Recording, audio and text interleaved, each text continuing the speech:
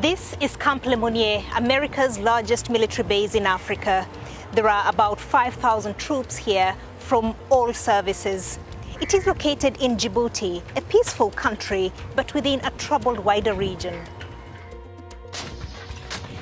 This base was set up after the September 11th attacks in the US. How important is it for them to be able to project their power in the region? This is an important geostrategic location, and it gives us the ability to do air and maritime and ground operations from this location. And what does that mean for African nations? Africa has strategic importance in terms of its resources. This strategic importance is growing, and it is setting the continent up for competition among Europe, America, and China. I call it a second scramble for Africa. We're not there for oil or minerals or anything like that. It's really to figure out ways that we can work more closely with our African partners to improve their capacity. The purpose of that is to kind of create a conducive environment for the American corporates operating within this region. It's all about trade. And the US isn't the only foreign power with a military interest in this region. There are 5 other military bases here in Djibouti, and all of them cooperate with the United States, except one. China opened its own military facility here in 2017. There have recently been rumors that they plan to build other bases on the continent. Does this expansion concern the US? I think it's a question of they expand to do what? I wonder about what their intentions are. Is it to promote peace and stability? Is it to support rule of law, democracy? China is making heavy investments in basic infrastructure, ports, roads, railroads, that kind of thing. The question is the nature and the quality of the financing behind that infrastructure. What we're seeing is that the Chinese investments are somewhat burdensome to the Africans. China is not funding what it wants to fund. It is funding what Africans have asked to be funded.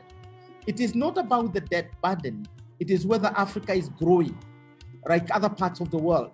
What I find troublesome in the debt burden debate is that it's only Africa that has a problem when it has debts.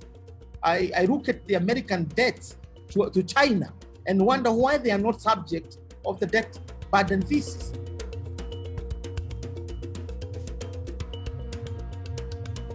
As well as China, Russia is also expanding its influence across the region.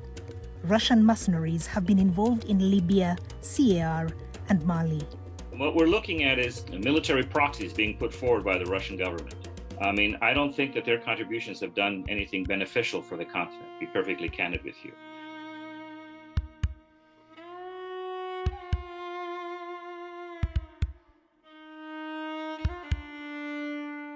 It is not clear what is driving Russia's interest in Africa, other than the superpower ivories. I don't see any strong ideological thrust. So, if foreign powers want to help Africa and avoid being seen as scrambling for the continent's resources, what should they be doing? Everything that we seek to do in the world to make progress for our own people cannot be done without Africa. When we're talking about climate change, Africa has to be part of the answer, part of the solution. When we're talking about dealing with pandemics like COVID-19, Africa has to be part of the solution, part of the partnership, and we're building partnerships on both of those fronts. When it comes to democracy and human rights, at a time when democracy is under challenge, Africa has to be part of the solution. Bring big money, build big roads, so that we pull those who cannot pull themselves out of poverty. Rather than building military bases and outposts in Africa, the focus should be on developing human security capabilities, trying to ensure that African leaders are not propped up, are not encouraged to steal the state's resources and take them to Europe and North America. At the end of the day, the world benefits when Africa is stronger and better.